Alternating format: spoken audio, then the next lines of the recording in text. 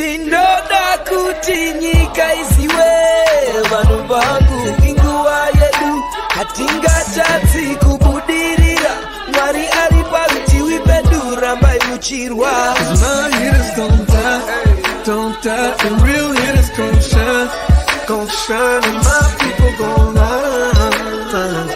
That's my point to it, yeah. I ain't saying From the hell do I not have a deal? I swear this thing is a real dog. I play fan off the cowards that they can't feel. The wife try to console me like it's coming, baby, chill. She don't understand. I'm the only one that's real. I remember the 3rd grade. Them kids, they had waves. I had them BDBDs. You know that Zimbabwean grade. So they do shades. And your boy hit the stage, press play, and all the chicks was like, yeah. While boys was moving bricks, I was moving chips. If she gave me calculus, gave her a mouthful of it. Heat rose to this thing, boy, I bet on myself.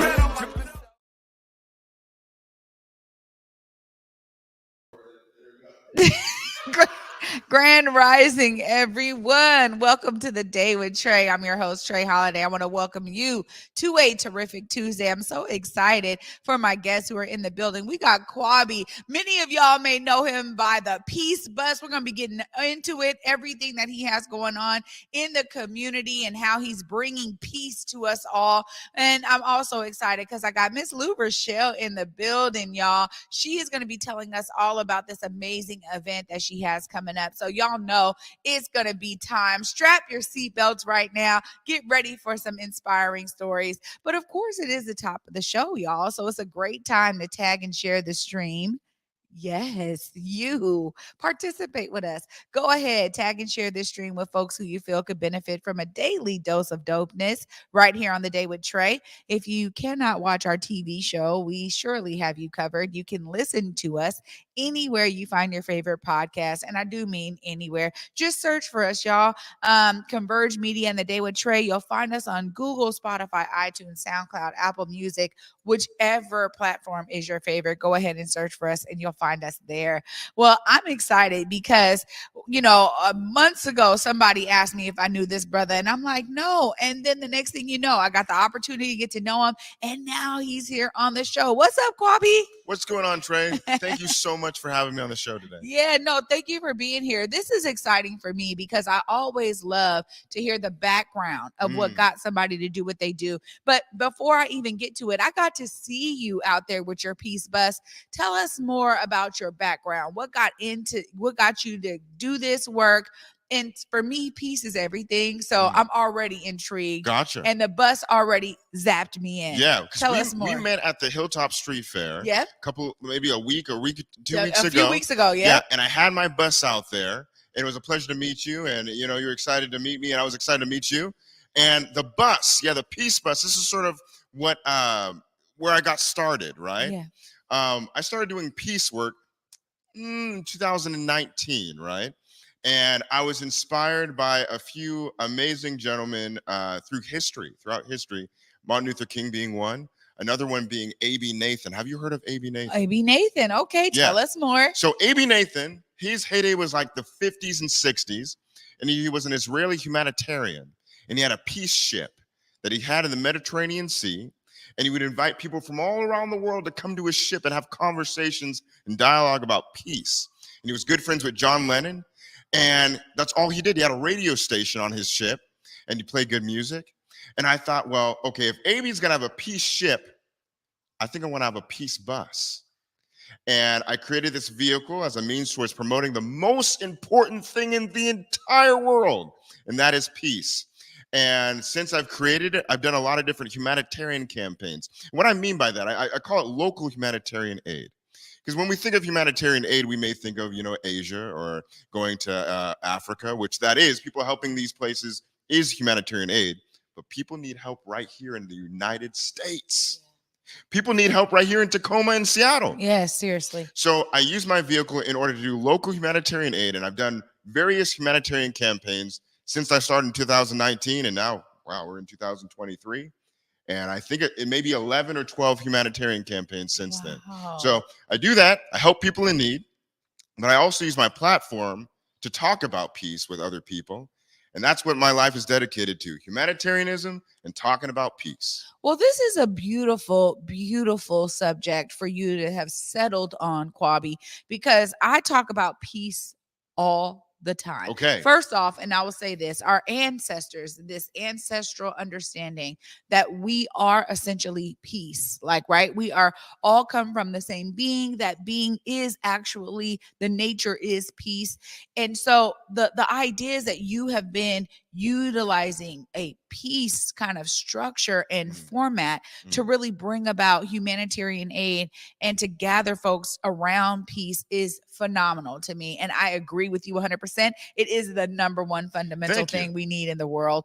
What kind of ways have people been able to tap into what you're doing so that this is kind of spreading in the ways that they're able to benefit and also contribute? Yeah, amplification has been a big thing. You know, like me just being on your show right now is helping. Honestly, the thing I love the absolute most is when people DM me and have conversations about peace with me, or they call me, or I see them on the street and they're like, "Oh, you're that Peace Bus guy, right?" And I'm like, "Yeah." And then we have a very natural, organic conversation about what peace means to them. And even before I had the bus, I was going to different nations around the world, talking to people about peace. I made 2 posters. One said, "War is not the answer, say no to violence." The other one said, "Love and peace and justice for all." And I'd go to different countries and just talk to people. That's my favorite thing, because I'm not an expert on the subject of peace. I don't know really who is, but we can do, as we all should be doing. It's always the best time to learn, each and every day. So I'm out here trying to learn more about what this concept of peace is, because it's the most important thing. If you ask anyone on the street what they want out of life, peace is going to be in the top 3 things. So my job is to educate myself on what those things are, in hopes to create an overall consensus of the idea and promote it as big as possible. I think this is phenomenal, honestly, and kudos to you and all that you're doing to bring this out. You know, one of the things that I work in the community with is called the covenant, and we have 17 principles that are like we statements that solidify what it means to be in community together. But essentially, they really are bringing about the essence that we need to be kind of loving beings, be peaceful and kind to one another, and really raise each other up in the best ways that we can. But it's also, it goes back, I keep thinking of this as you're talking, to ancient practices, which understood that we were all a part of this, like, kind of one entity, and that's something that we can share in an abundance of when we're all pouring into it. When you think about the next 5 years, 10 years, I mean, what are some of those big things that you're really wanting to do, or some of those, maybe pillars of the work that you see moving forward? Gotcha. Is this the camera I'm looking at right here? This one closest to me. I will be in the sky by 2025. This one right here. Right here? Yeah. Oh, boom. Okay. Everyone listening, attention. I will be in the sky by 2025 to fly the greatest flight in the history of humankind. I'm talking about the peace plane. Yes. Wow. So right now I'm in flight school. I'm just about done. And I hope to have a vehicle, the peace plane, and fly for peace, to raise awareness of the major inhibitors of peace being poverty, racism, and lack of quality education for our youth. That if we're trying to create a more peaceful society, we have to look at these inhibitors of peace and dismantle them, if we truly do want to create a peaceful society. And I think having such a big moment of flying for peace can get people who had never thought of thinking about peace, to get them, engaged in trying to learn how we can create a more peaceful society. Because, I'm not in the business of, convincing folks that already know that peace is the way. I'm trying to convince folks who are on the fence, that this is the way to go. Oh my gosh. Sign me up as an ambassador for the peace plane. This is fantastic. And it also breaks down the barriers, right? Like, I mean, our digital world already does that, right? We say, people are like a screen away now at this point. But to be in different spaces, to really have these much needed talks around peace, because it may mean different things to other people, but how do we get to a general consensus where now we can devise the plan for peace on a global scale? And so I love this concept of the peace plane. I love how you're infusing, modes of transportation to keep Yes. it mobile. Right. I get it 100%. Mhm. I get it 100%. When you think about some of the ways that people locally are able to tap in now, what kind of ways? I mean, you're obviously your Peace Bus is around. How do they stay engaged with the work that you're doing? Yeah. Follow me on Instagram at the Peace Bus, or they can add me on Facebook. Just type in my name and add me. I'll follow you back. Texting, calling, and going to events that I put on. I haven't announced it yet. This is actually the first time. This is the first announcement, but I'm going to be having an event for my next humanitarian campaign I'm launching called Peace in West Africa. So next month I'm going to be taking a journey of a lifetime and traveling to Ghana, West Africa, where I'll be going to orphanages to give out hundreds of books for free. And then I'll be going to communities in need that are experiencing food insecurity and giving away tons and tons of bags of rice, because rice goes a long way. Yeah. So anyone who is interested in helping with this campaign, they can go to my up and coming event. I don't know when it's going to be, but stay tuned on that. If you want to follow me on Instagram, then you'll know when it is. Oh my goodness. Y'all follow the Peace Bus on Instagram. Get plugged in to an amazing way to always see yourself as a part of the solution. That's my moniker. Yes. I utilize this platform to really inspire and encourage folks to do what they can to see themselves as a part of the solution. And Kwabi, I got to thank you 100% for already doing that, for doing the work to see yourself as a part of the solution. I can't wait to continue to build with you. This is a platform for you. So if you ever have when you're ready to launch that campaign, let me know. We'll have you back on. We'll talk all about it, and we'll make sure that the people out there know how to stay plugged in with you. Kwabi, thank you so much for joining me today. Thank you for having me. It's been splendid. Appreciate it. Pure pleasure. Wow.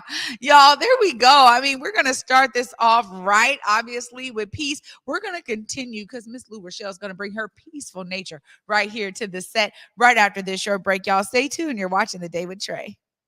I think my pieces of advice would be come in with humility, enjoy your passion, and be ready to work. Those are my three things. I think if you think your product is perfect and you may not need to adjust, your product's gonna die quickly because the world adjusts, people adjust.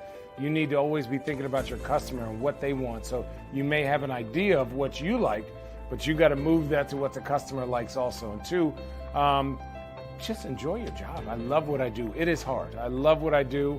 It's hard, and you're fighting Mother Nature, and you're fighting inflation and all these other things.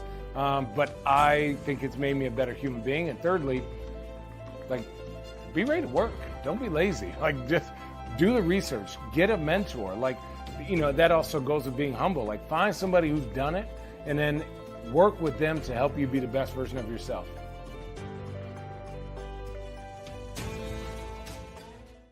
Big Tobacco thinks they know everything. They think they know you, your community, the places you go, the way that you spend your time.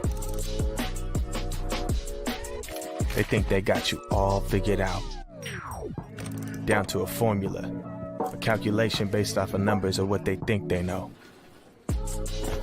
Show them they're wrong. Learn more at theythinktheyknowyou.org. I learned about the ANU program through many different community organizations. The program, they're very good at making sure that you meet the right people. My favorite part would have to be the community building and also the volunteer opportunities as well. I've been working on my physical health a lot more. I've been intentional about that, and they're very big on that. I'm still learning how transformational it is because there's just so much opportunity. It's a great program, and they will support you. Visit the link at the end of this video to learn more.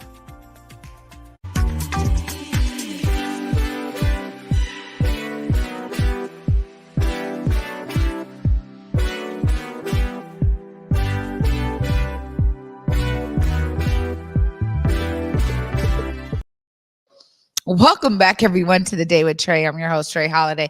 Joining me right now is Miss LueRachelle, a powerhouse in our community. Hi. Hi. How are you today? I'm so good. I can't even believe it. Oh, well, I'm so happy glad to that be you're here with you. We've been talking about all the work you do in community for some time now, you and I, but I'm so grateful to have you on the platform today on the show. You have a great event that's coming up. And before we get to it, I just want you to lay out some of the ways that you have been such a community advocate, a resource, an amazing elder, and so much more. You have poured so much into this entire community. Just tell us about some of the ways that you've been dedicating yourself to this. Well, to us. professionally, I have been working in racial equity for the last 30 plus years. And people say, do you get paid for doing that work? And I tell my clients, yes, because I have to pay my therapist after you finish working me over. So that's one way. But in my community, I'm active in my church. I'm active in a lot of African-American organizations. I'm an active member of the Pacific Northwest African-American Quilters. I do some work with Dr. Mims in some community conversations that you put together. Yes, ma'am.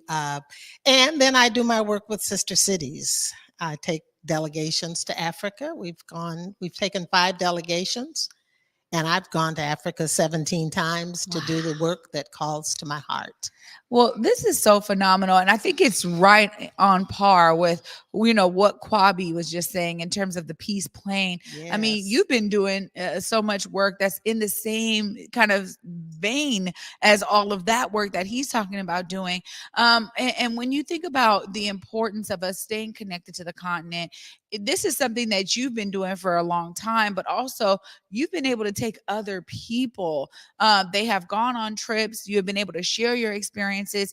Why do you do that work, and why is it important for us? There's a saying that's attributed to Kwame Nkrumah, which says, we are African, not because we were born in Africa, but because Africa was born in us. And that just, the first time I heard it, it just settled in my spirit as the absolute truth.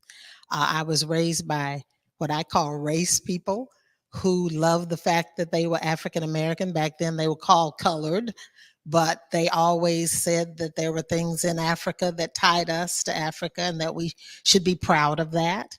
I had a social studies teacher in my little high school in Naples, Texas, who during the liberation movements in Africa would tell us all about the people who were liberating their countries from European control.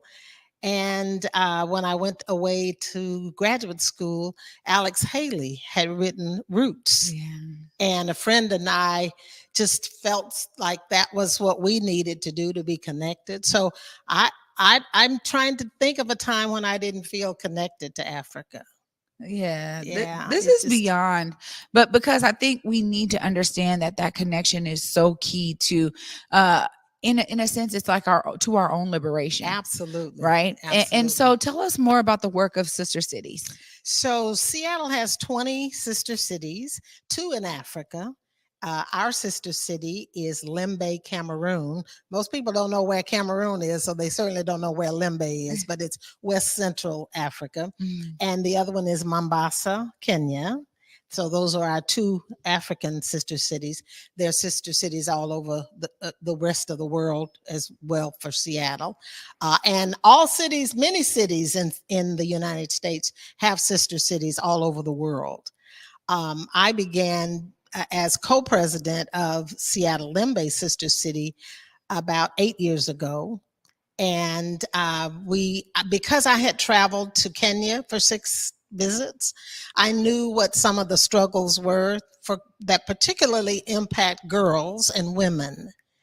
And one of those was menstrual care. And so one of the things that we wanted to do is to get that to be a household topic. So I talk about periods to men. And I say, you can say period and the world will still go around on its axis. Nothing will happen. I had one man who comes to our sewing circle to make the menstrual kits. I'll talk to you about that in a second. But he said, LueRachelle, I've been practicing. I think I can say it. And I said, okay, let's go for it. And he says, so he was still struggling, but we have a great time. I say that talking about periods needs to be a household word. because if you don't have periods, you don't have people. True. So anyone should be able to talk about that. So that's one of the things that we do in our sister city. And the way we do that is to create reusable, sustainable, washable menstrual care kits that last 3 years. Wow. And we've so far taken 8,563 kits to Africa to help girls stay in school. Otherwise, they get exploited by men who say, you give me sexual favors and I'll give you money to buy menstrual products. Or they stay home because they don't have the products. Or they use materials that are not safe for them, mattresses, mattress stuffing and corn husks and anything they can find to work with them, their periods. So we want to change that, and we're doing it one girl at a time. So that's one of the things that we do. The other is clean water. I love to drink water. So when I go someplace and I see what people are drinking and how many diseases are caused by waterborne diseases that could be prevented if people just had clean water.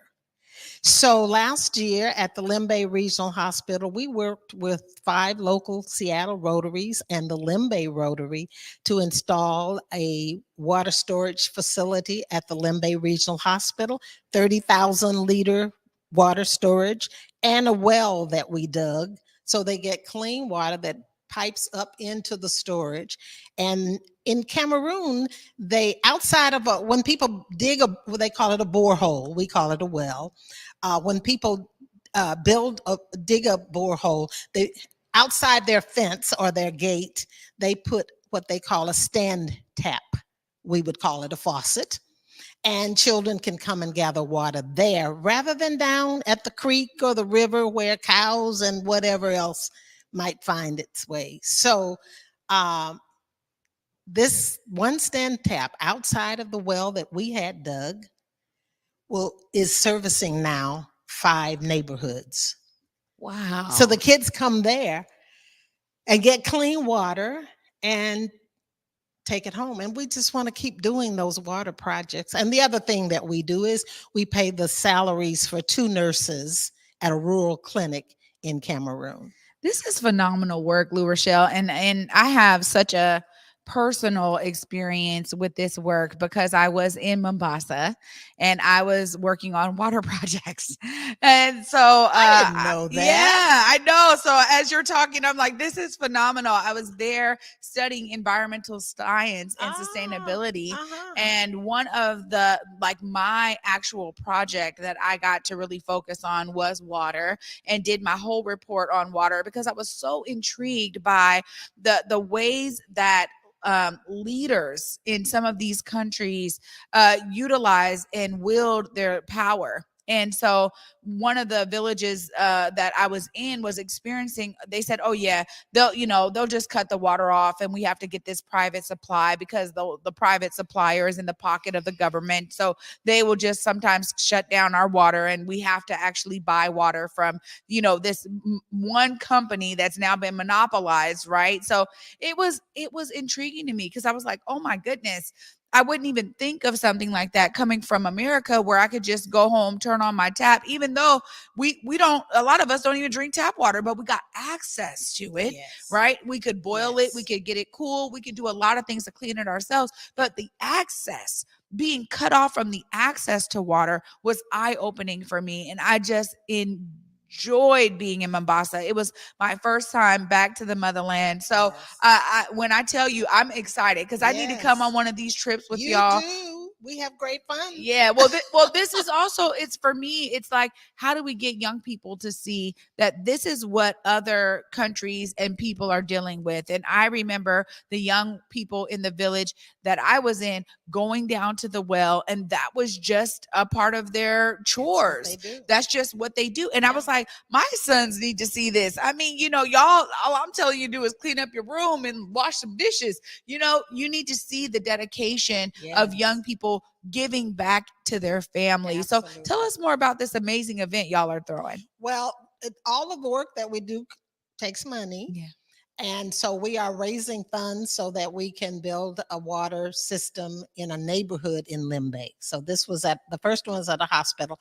Now we want to build one at a neighborhood, and we have people who are doing the research to see what's the best neighborhood. And you have to be sure that it's a neighborhood that needs water, not a neighborhood that has the prestige of having water. Yeah. But so we have a person on the ground. We pay his salary so that he can help us maintain the kind of integrity with the work that we are trying to do in Limbe. So our event will be on the 30th of September from 1 to 3 at First AME Church in the Fellowship Hall, and we're calling it A Taste of Africa. So we have an Ethiopian chef whose food is delicious. He's doing the catering for us. We have a fashion show by Gaston Gear, and we have a video that will show the kinds of work that we have been doing. One of the members of First AME is a former ambassador, African-American man who speaks 5 languages, 3 fluently, and has a 30-plus year career as a diplomat, and was ambassador in Southern Africa. And he's going to give a brief presentation. We have wonderful baskets that people can bid on, and we have 2 tickets. People can buy an opportunity to win 2 tickets, round-trip tickets, any place Alaska Airline flies, and that's worth $2,500. So our goal is to raise awareness, increase fellowship among people, and get the money to do the kind of work that we do. Now, I say raise awareness among people. Our work is done cross-culturally. I believe that if you don't talk to people at home, why would you go all the way around the world to talk to people? So before COVID, we met at my church, which is First AME Church on Capitol Hill. We met at a synagogue in North Seattle, and a mosque in Monroe, and a Catholic church in North Seattle. So we would go from place to place to create these menstrual care kits together. And we'd sit and talk to people. So if you think about it, the way we build peace is to get to know each other. And that's our goal, so that, we build these artificial barriers. I can't talk to you because you're Protestant and I'm Muslim, and you're Black and I'm Asian, and those are just ridiculous barriers that human beings have created. And our role in life is to dismantle those, get people talking to each other, so that Kwabi won't have to have a peace bus. It's all of us pouring into the same pot. I love this so much. As people are out there wanting to know how they get plugged into this event, look right there in that camera closest to me. How do they get their tickets? How do they show up?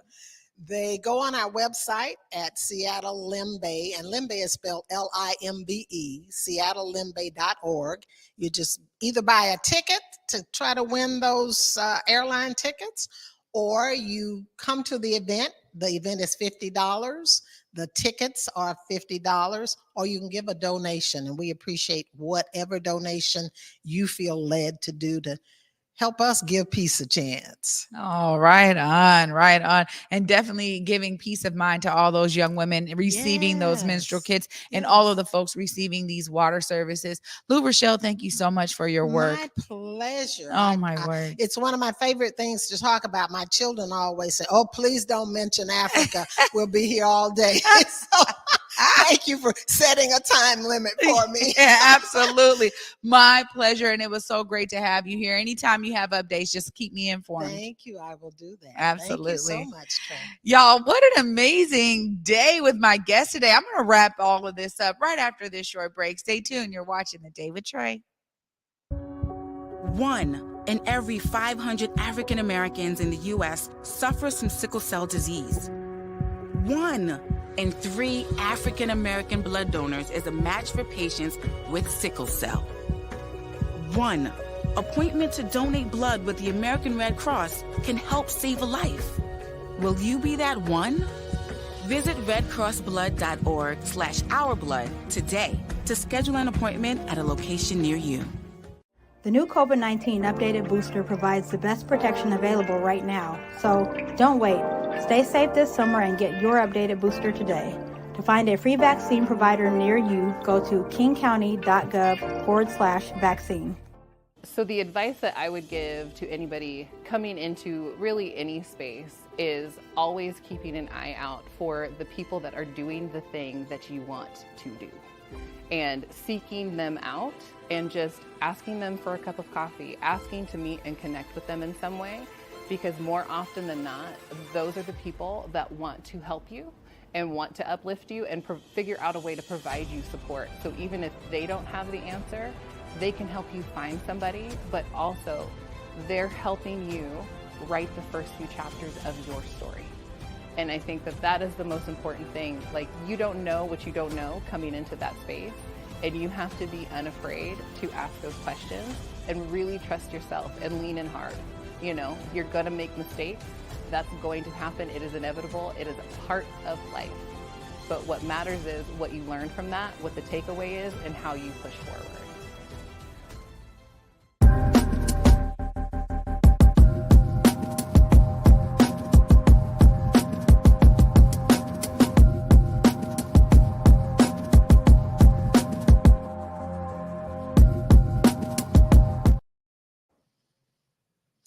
Welcome back, everyone, to the Day with Trae. I'm your host, Trae Holiday. I'm just so inspired, y'all, by my guests. Huge shout out to both of them.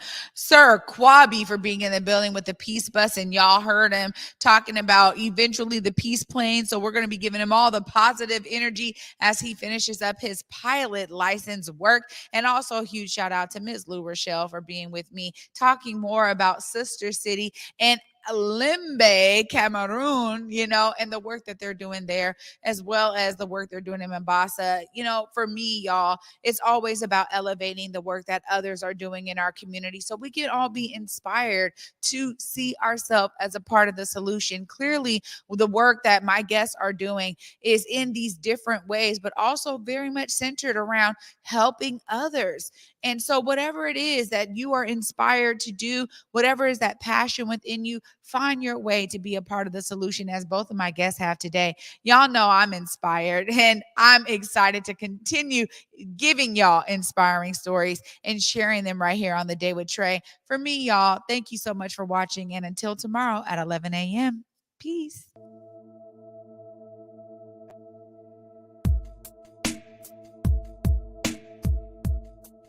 Converge Media produces culturally relevant content for Black and urban audiences. Our coverage is raw, transparent, and objective, praised by community leaders, government officials, and residents. Support Converge Media today via Venmo, Cash App, or PayPal at Converge Media.